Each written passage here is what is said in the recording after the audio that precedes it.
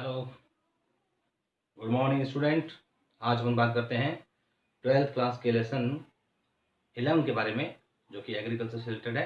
Agriculture biology का lesson number 11, जिसका नाम है grass hopper, it's life cycle and it's important in agriculture. यानी टिड्डा जो है उसके स्ट्रक्चर के बारे में बात करेंगे अपन, उसके जीवन चक्र के बारे में, और कृषि के अंदर टिड्डे का क्या महत्व है। ओके, पहले बात करते हैं अपन कि टिड्डा जो है वो किस परिवार का, किस संघ का सदस्य है। तो हम बात करते हैं टिड्डे के क्लासिफिकेशन के बारे में। टिड्डा जो है उसका क्लासिफिकेशन जो है, यानी उसका वर्गीकरण जो है, उसके अंदर अगर अपन संघ की बात करें तो संघ है टिड्डे का ऑर्थोपोडा। कौन सा संघ है? ऑर्थोपोडा। ऑर्थोपोडा संघ की क्या विशेषता है कि ऑर्थोपोडा संघ के जो प्राणी हैं उनका जो शरीर है वो सिगमेंटेड है। साथ ही साथ उनके अंदर जो उपांग है, ये जो आपको पैर नजर आ रहे हैं उनको उपांग बोलते हैं। इनके पैर या इनके जो भी बॉडी पार्ट्स हैं वो सिगमेंटेड है। ओके, तो उपांग जो है वो छोटे छोटे टुकड़ों से संधियां बनाते हुए बने हुए हैं। तो संधि का मतलब है ऑर्थो और पोडा का मतलब है पैर, यानी संधि युक्त उपांग वाले प्राणी किस संघ के अंदर आते हैं? तो संघ ऑर्थोपोडा के अंदर आते हैं। ओके, अब बात करते हैं कि इसका वर्ग कौन सा है। तो इसका वर्ग जो है वो इंसेक्टा है। कौन सा है? इंसेक्टा, जिसको बोलते हैं कीट वर्ग। क्या बोलते हैं? कीट वर्ग। ओके, यानी ये प्राणी जो है वो उड़ने में सक्षम है, क्योंकि इनके 3 जोड़ी टांगे इनकी विशेषता है क्लास इंसेक्टा की, और 2 जोड़ी पंख जो है वो इनकी विशेषता है। ओके, अब बात करते हैं अपन इसका कि इसका जो गण है, तो इसका गण है वो ऑर्थोप्टेरा है। कौन सा है? ऑर्थोप्टेरा, यानी इनका गण कौन सा है? ऑर्थोप्टेरा। इनकी अगर फैमिली की बात करें अपन कि कुल कौन सा है, तो कुल है इनका एक्रीडिडी। कौन सा है? एक्रीडिडी। एक्रीडिडी इनका कुल है। और अगर इसके वंश की बात करें, वंश जो होता है वो आपको मालूम है कि प्राणी का नाम होता है। तो वंश है इसका, क्या नाम है इसका? Hiero hieroglyphs. क्या नाम है? Hieroglyphs. Hieroglyphs, hieroglyphs. और जाति जो है वो इसकी है बेनियान। क्या नाम है इसका? हीरो ग्लाइफस बेनियान। हीरो ग्लाइफस बेनियान। ओके, दोबारा से रिवाइज करते हैं अपन। संघ इसका ऑर्थोपोडा, वर्ग इसका इंसेक्टा, गण है इसका ऑर्थोप्टेरा, कुल है इसका एक्रिडिडी, और वंश है इसका हीरो ग्लाइफस, और जाति है इसकी बेनियान। बेनियान भी कह सकते हैं इसको। और इसकी एक और जाति है जिसको बोलते हैं निग्रो रिप्लेटस। क्या नाम है? निग्रो रिप्लेटस। ओके, तो ये इसका क्लासिफिकेशन हो गया। अब बात करते हैं इसकी कि जो टिड्डा है वो टिड्डा दिखने में कैसा होता है। तो दिखने में टिड्डा जो है वो एक इंसेक्ट के रूप में नजर आता ही है, जो कि उड़ने वाला एक कीट होता है। और इसका रंग जो है वो भूरा हो सकता है, इसका रंग हरा हो सकता है, यानी डिफरेंट टाइप के। और इसकी बॉडी के ऊपर कुछ लाइंस हो सकती हैं, धब्बे हो सकते हैं। यानी आप कह सकते हैं कि टिड्डा जो है वो विभिन्न रूपों के अंदर मिलता है। ओके, ग्रास होपर नाम क्यों पड़ा इसका? इन इंग्लिश में इसको बोलते हैं ग्रास होपर।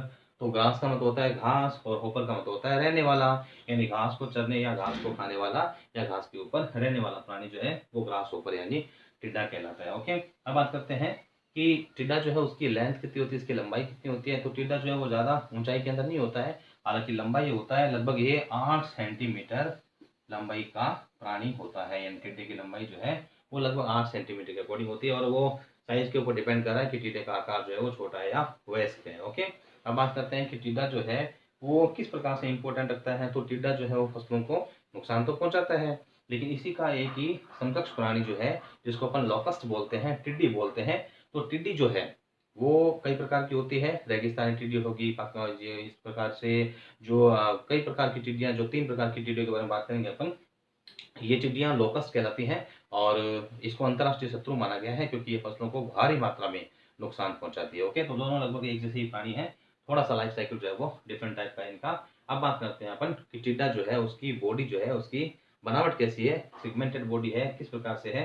तो बात करते हैं टिड्डे की। तो टिड्डा जो है उसके शरीर का अध्ययन करने के लिए हमें शरीर को 3 भागों में विभाजित करना पड़ता है, यानी 3 भागों में पढ़ा जाता है इसको। देखिए, इसका शरीर जो है वो 3 भागों से बना है, सिर, वक्ष और उदर। जैसे कि आपको डायग्राम में विदित है कि सिर पक्ष और डायग्राम देखो, 6 पक्ष और उदर, यानी इसका सिर जो है वो पक्ष जो है और उदर जो है 3 भागों में इसको अपन पढ़ेंगे।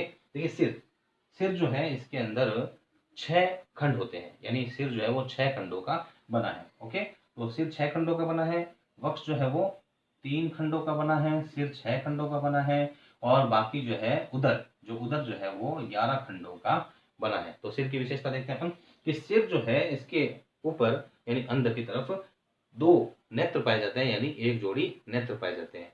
प्रत्येक नेत्र जो है उसके अंदर 3 उप नेत्र पाए जाते हैं, जिनको सरल नेत्र कहते हैं। ओके, जो कि इंसेक्ट के अंदर विशेषता है, कॉकरोच वगैरह के अंदर इस प्रकार से मिलते हैं उपनेत्र। तो अपन कह रहे हैं कि भाई जो सिर है उसके अंदर एक जोड़ी नेत्र है, जो कि एक दृष्टि संवेदान है, यानी जो देखने का काम है वो आंखें ही करती हैं। ओके, इसी आंखों के जस्ट आगे फ्रंट की तरफ एक जोड़ी श्रृंगिका होती है। क्या होती है? श्रृंगिका।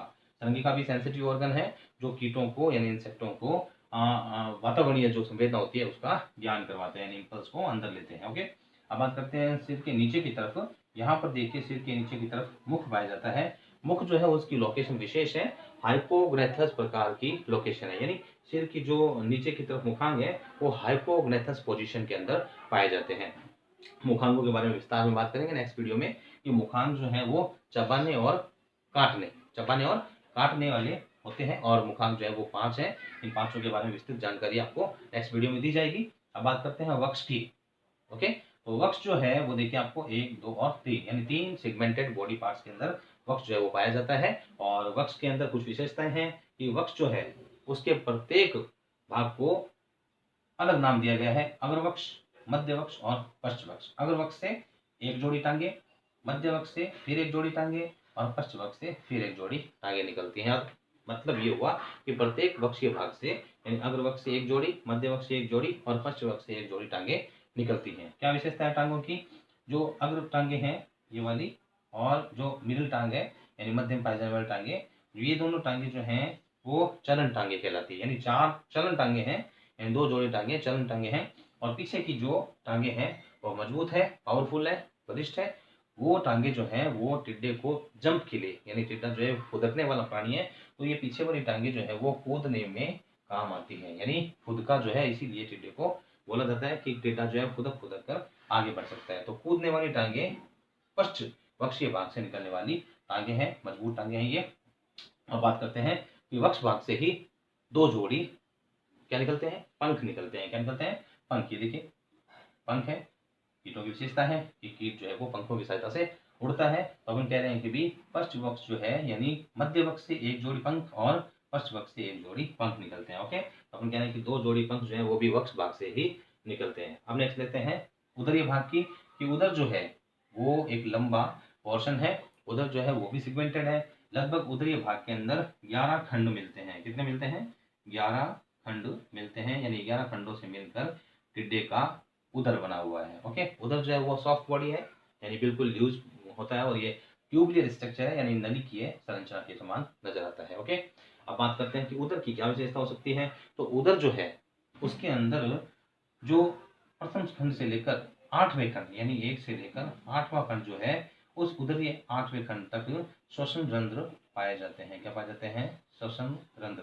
यानी टिड्डे की बात करें तो टिड्डे के अंदर 10 जोड़ी श्वसन रंध्र पाए जाते हैं। इनमें से 2 जोड़ी श्वसन रंध्र जो है वो तो वक्ष में मिलते हैं। कहाँ मिलते हैं? वक्ष में। ओके, 2 जोड़ी श्वसन रंध्र वक्ष में मिलते हैं, और बाकी के जो 8 श्वसन रंध्र हैं वो आपको उदरीय 8 खंडों में मिलेंगे। ओके, और जो 9वां और 10वां खंड है, जो 9वां और 10वां उदरीय खंड है, उसके अंदर किसी प्रकार के श्वसन रंध्र नहीं मिलेंगे। ओके, और वैज्ञानिकों के अनुसार ये 9वां और 10वां खंड जो है वो बिल्कुल इस प्रकार से सटीक है कि इसमें पहचान नहीं होती है कि 9वां खंड कौन सा है और 10वां खंड कौन सा है। रही बात 11वें खंड की, तो 11वां खंड जो है वो भी 10वें खंड में इस प्रकार से चिपका हुआ है कि इसका विभेदन करना भी आसान नहीं है। ओके, बात करते हैं मादा के अंदर जो 11वां खंड होता है उसके अंदर एक विशेष प्रकार की स्ट्रक्चर है जिसको बोलते हैं अंडरोपक। क्या बोलते हैं? अंडरोपक। यानी मादा टिड्डा जो होता है उसके अंदर एक जेनेटर आप कह सकते हैं कि ऑर्गन है जिसको बोलते हैं अंडरोपक। क्या विशेषता है इस अंडरोपक की? कि अंडरोपक संरचना की सहायता से मादा जो है वो अपने अंडे जो है वो मिट्टी की गहराई में दबाती है, यानी गोल गोल घूमती हुई मिट्टी के अंदर एक होल बनाती है और होल बनाने के बाद अपने 40 से 50 की संख्या में जो अंडे होते हैं वो मिट्टी की गहराई में दबा देती है और उसको कवर अप कर देती है कोई चिपचिपी पदार्थ से, जिससे वो 9 महीने तक उस मिट्टी के अंदर ही बड़े बड़े आगे के कायांतरण की क्रिया को बनाते हैं। ओके, तो हम बात करते हैं कि मादा प्राणी जो है उसके अंदर 11वें खंड में अंडरोपक मिलता है। ओके, अब बात करते हैं कि टिड्डा जो है उसके उदर के अंदर और क्या स्ट्रक्चर हो सकती है। तो हम कहते हैं कि टिड्डा जो है उसका जो एक्सटर्नल स्कल्टन है, एक्सटर्नल स्कल्टन जिसको हम बोलते हैं कंकाल, यानी बाह्य कंकाल, तो बाह्य कंकाल जो है वो काइटिन का बना है। वेरी वेरी इंपॉर्टेंट क्वेश्चन है कि कीटों का बाह्य कंकाल किस मटेरियल का बना हुआ है, तो किसका बना है, किसका बना है, काइटिन का। ओके, काइटिन एक सॉलिड कार्बोहाइड्रेट प्रोडक्ट होता है और ये देखो काइटिन जो है वो उदरीय भाग के अंदर प्लेट के रूप में होता है। देखिए ये पोर्शन जो ऊपर वाली पोर्शन है इसको बोलते हैं डॉर्सल सरफेस। क्या बोलते हैं, डॉर्सल सरफेस। ओके, और जो नीचे वाली पोर्शन है इसको बोलते हैं ventral, ventral surface, ventral surface. Okay, यानी अधरीय सतह और पृष्ठीय सतह। तो पृष्ठ सतह के अंदर एक काइटिन की प्रत्येक खंड के ऊपर प्लेट मिलती है, काइटिन की प्लेट मिलती है, इसको प्लेट को बोलते हैं टर्गम। क्या बोलते हैं, टर्गम। ओके, और इसके जस्ट नीचे अधरीय पोर्शन में भी एक काइटिन की प्लेट बनती है, इसको बोलते हैं स्टर्नम। क्या बोलते हैं, स्टर्नम। ओके, यानी ऊपर की तरफ और नीचे की तरफ काइटिन की प्लेटें हैं, इनको बोलते हैं टर्गम और इसको बोलते हैं स्टर्नम। अब बात करते हैं जो साइड की तरफ है यानी राइट और लेफ्ट साइड में, इन दोनों टर्गम और स्टर्नम प्लेट को जोड़ने के लिए भी टिड्डे के अंदर कवच ये प्लेट पाई जाती है। इन दो प्लेट को बोलते हैं प्लूरॉन। क्या बोलते हैं, प्लूरॉन। ओके, यानी टर्गम ऊपरी प्लेट, स्टर्नम नीचे वाली प्लेट और प्लूरॉन जो है वो दोनों प्लेटों को जोड़ने के लिए पाई जाने वाली प्लेट होती है। ओके, यानी 4 प्लेटें पाई जाती हैं जिनमें 2 प्लूरॉन है, एक टर्गम है और एक स्टर्नम है। ओके, यानी काइटिन का इसका कंकाल बना हुआ है। पंख भी इसके काइटिन के होते हैं, कहीं पर काइटिन मजबूत है तो कहीं पर काइटिन जो है वो यूज होता है। ओके, तो ये स्ट्रक्चर हुई टिड्डे की। ठीक है, ये टिड्डा जो है उसके शरीर को 3 भागों में बांटा गया, एक तो है सिर, एक है वक्ष और एक है उदर। अब बात करते हैं कि इसकी टांग जो है इसकी क्या विशेषता हो सकती है। तो टांग जो है वो वेरी वेरी इंपॉर्टेंट है, जेट के अंदर बहुत सारे क्वेश्चन आते हैं टांग से, मुखांगों से रिलेटेड। तो देखिए टांग की स्ट्रक्चर देखते हैं अपन कि टांग जो है वो सेगमेंटेड पोर्शन है। ओके, सेगमेंटेड पोर्शन है टांग, और टांग के अंदर कुछ खंडों की विशेषता है, वो विशेषता आपको बताएंगे। ये देखिए टांग के ऊपर कुछ हेयर लाइक स्ट्रक्चर होती है जो सफाई करने के लिए काम में आती है, और भी इसके कई फंक्शन हैं। देखिए टांग का जो ये भाग है, टांग का ये भाग जो है इसको बोलते हैं कोक्सा। क्या बोलते हैं, कोक्सा। ये टांग का वो भाग है जो शरीर से टांग को जोड़ता है, शरीर से टांग को जोड़ता है। ये देखिए ये भाग जो है टिड्डे की टांग का ये वाला, इसको बोलते हैं ट्रोकेंटर। क्या बोलते हैं, ट्रोकेंटर। ट्रोकेंटर, ट्रोकेंटर जो है वो सबसे छोटा भाग है। वेरी वेरी इंपॉर्टेंट क्वेश्चन है, सबसे छोटा भाग है टांग का, सबसे छोटा भाग कौन सा है, ट्रोकेंटर है। ओके, अब बात करते हैं इसकी कि ये सबसे पावरफुल सबसे मजबूत भाग होता है, इसको बोलते हैं फीमर। क्या बोलते हैं, फीमर। फीमर, फीमर हमारे अंदर भी एक मजबूत और भारी हड्डी है जो हमारी जांग के अंदर मिलती है। ओके, तो फीमर मनुष्य शरीर की सबसे भारी भरकम हड्डी है, इसे हिंदी में उर्विका बोलते हैं। उसी प्रकार से कीटों के अंदर भी फीमर जो खंड है टांग का वो सबसे मजबूत होता है। ओके, तो ये देखिए ये पोर्शन जो है इसको बोलते हैं टीबिया। क्या बोलते हैं, टीबिया।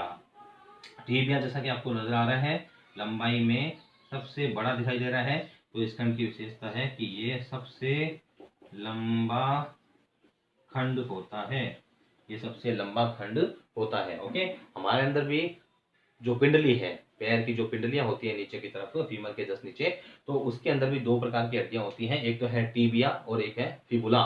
टीबिया फिबुला कहाँ की हड्डियां हैं, मानव शरीर के जो पैर है भाग है, पिंडली भाग जो होता है वहां पर 2 हड्डियां होती हैं, टीबिया और फिबुला। ओके, अब बात करते हैं ये अंतिम खंड जिसको बोलते हैं टॉर्सस। क्या बोलते हैं, टॉर्सस। क्या बोलते हैं, टॉर्सस। टॉर्सस जो है उसको और छोटे छोटे खंडों में बांटा गया है, जैसे कि ये टॉर्सस का पहला खंड है, इसको बोलते हैं प्री टॉर्सस।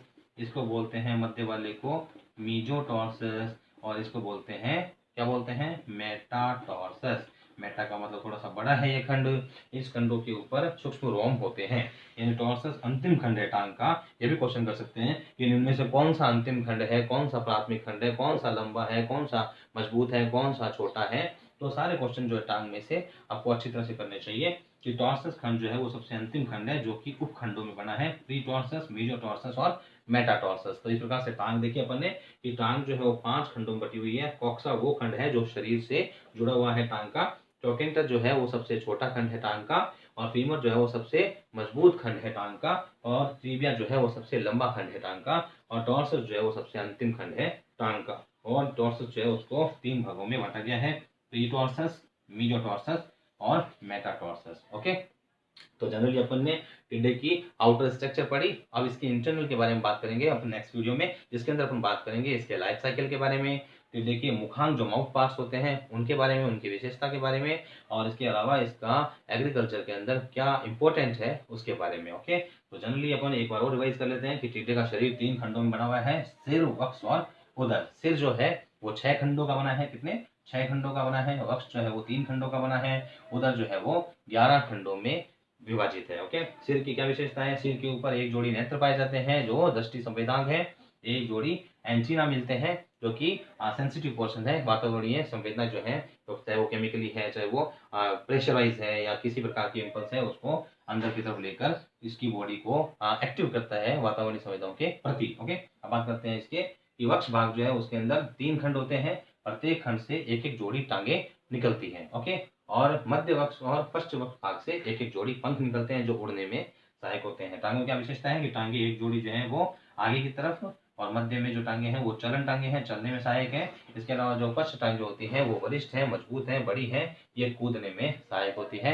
उदरीय खंडों की क्या विशेषता है कि उदरीय 8 खंडों के अंदर 8 श्वसन रंध्र पाए जाते हैं, जबकि 2 श्वसन रंध्र कहाँ मिलते हैं, वक्षीय भाग में होते हैं। तो अगर टिड्डे की बात करें तो टिड्डे के अंदर 10 जोड़ी श्वसन रंध्र होते हैं। क्या होते हैं, श्वसन रंध्र होते हैं। श्वसन रंध्र क्या होते हैं, जिससे गैसीय आदान प्रदान जो वातावरण से शरीर से वातावरण में होता रहता है, यानी गैसीय एक्सचेंज होता है। आगे अब बात करते हैं अपन कि उदरीय खंडों की क्या विशेषता है। तो 1 से 8 खंड आपको मुक्त मिलेंगे, लेकिन 9वां और 10वां खंड जो है वो अटैचमेंट लिए हुए हैं, यानी अपन को मालूम नहीं पड़ता है कि भी दोनों खंड जो है वो डिफरेंट है या नहीं है। 11वें खंड की क्या विशेषता है कि 11वां खंड जो है वो भी 10वें खंड के अंदर अटैच है, लेकिन उदरीय भाग के अंदर मादा प्राणी अगर है तो मादा के अंदर अंडरूपक नामक स्ट्रक्चर होती है, जो कि मिट्टी के अंदर गोल गोल घूमते हुए बिल बनाने में, यानी एक छोटा सा गड्ढा बनाने में सहायक है, और उसी गड्ढे में मादा प्राणी अपने निषिक्त अंडे जो है वो डाल देती है और उसे कवर अप कर देती है। ओके, तो इस प्रकार से अपन ने देखा कि टिड्डे का स्ट्रक्चर कैसे होता है, इसके लाइफ साइकिल के बारे में कि इसके अंदर जीवन में कितनी अवस्थाएं आती हैं, क्या इसके अंदर पूर्ण कायांतरण पाया जाता है या अपूर्ण कायांतरण पाया जाता है, उसके बारे में बात करेंगे नेक्स्ट वीडियो में। Okay, thank you.